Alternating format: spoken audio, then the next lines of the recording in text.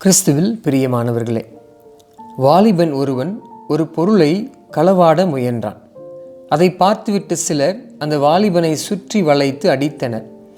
மிகுதியாக அவனை அடித்துவிட்டு போலீசில் ஒப்படைத்தனர். போலீசார் அவன் மேல் வழக்கு பதிவு செய்தனர்.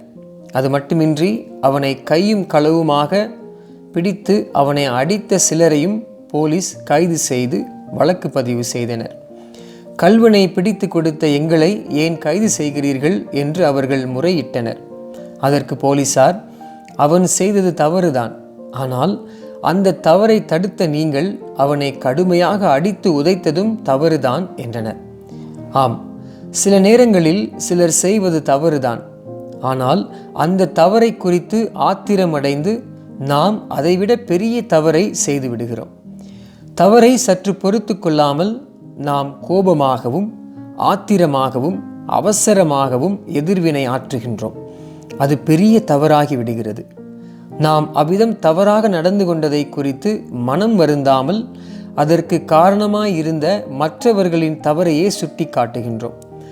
யாக்கோபின் மகளாகிய தீனாளிடம் சீகேம் என்பவன் தவறாக நடந்து கொண்டான். இதை நாம் தொடக்க நூல் 34ஆம் அதிகாரம் 2ஆம் வசனத்தில் வாசிக்கிறோம். அது பெரிய தவறுதான்.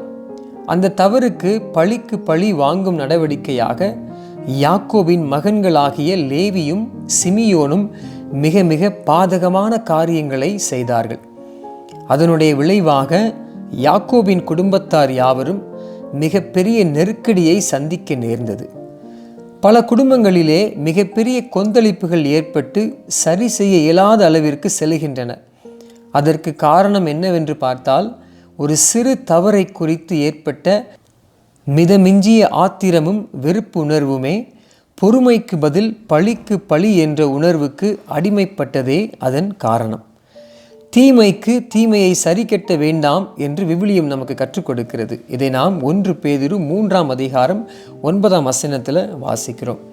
கூடுமான வரைக்கும் எல்லோரோடும் சமாதானமாக இருக்க வேண்டும் என்று திருத்தூதர் பவுல் ஆலோசனையை நாம் பார்க்கிறோம். இதை நாம் உரோமையருக்கு எழுதிய திருமுகம் 12ஆம் அதிகாரம் 18ஆம் வசனத்தில் வாசிக்கலாம். ஒருவர் அநீதியாகவும் அக்கிரமமாகவும் நியாயமின்றியும் நடந்து கொள்வது தவறுதான். ஆனால் ஆண்டவருடைய பிள்ளைகள் பொறுமையாலும் சாந்த குணத்தாலும் ஆண்டவரை பிரியப்படுத்தும் மனநிலையாலும் அவற்றை சகித்து கொள்ளாமல் போனால் அவை ஆண்டவருடைய பார்வையில் குற்றமே. God bless you.